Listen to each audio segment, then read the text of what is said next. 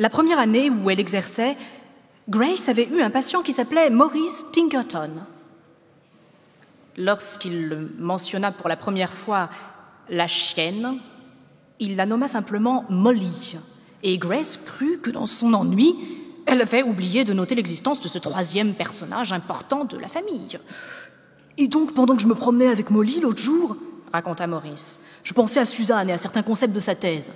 Puis, ces derniers temps, je travaille tellement que je n'ai presque plus de temps à consacrer à Molly et j'en souffre. Ces propos incitèrent Grace à relire ses notes. Avait-elle oublié un enfant quelque part? Une sœur ou une proche qui vivait avec eux? Ou Maurice avait-il une maîtresse? Après la séance, Grace ne ferma pas l'œil de la nuit, persuadée d'être une psy médiocre et négligente. Elle s'aperçut alors que Maurice le faisait exprès. Que sous son apparence rigide et son calme étudié se cachait un esprit qui tournait sans cesse autour d'une souffrance dont on ne pouvait pas parler directement et qu'il fallait aborder de biais, une souffrance qui était occasionnée, elle le comprit lors de la 3e séance, lorsque Maurice mentionna une laisse et un parc, par une chienne nommée Molly. « Parlez-moi un peu d'elle, » dit Grace. « Comment est-elle » À la fin de la séance, Grace estima qu'ils avaient bien avancé ensemble. Et Maurice paraissait fatigué mais content.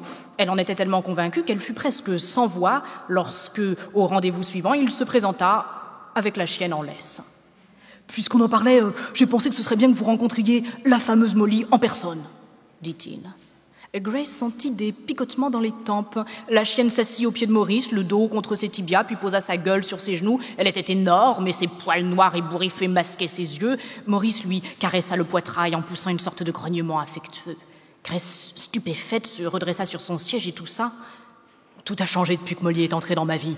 Avec elle, j'ai l'impression d'être quelqu'un de meilleur. Et on se comprend l'un l'autre. Je me sens calme. Et il est avéré que les animaux de compagnie aident à soulager l'anxiété et la dépression, fit Grace.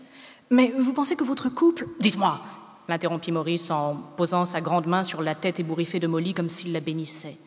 Est-ce que vous ne trouvez pas bizarre d'éprouver plus d'amour pour sa chienne que pour sa femme? Grace l'observa avec attention. Je crois qu'on aimerait souvent que nos relations soient aussi pures et entières que celle-là. Maurice secoua la tête. C'est même plus que ça. Je veux dire par là que je l'aime. Je la trouve magnifique et noble. Je crois que son existence est un don du ciel et je ferai tout pour la rendre heureuse. Je n'ai même jamais ressenti la même chose pour Suzanne, même pendant notre lune de miel. Merci. Merci Elisabeth.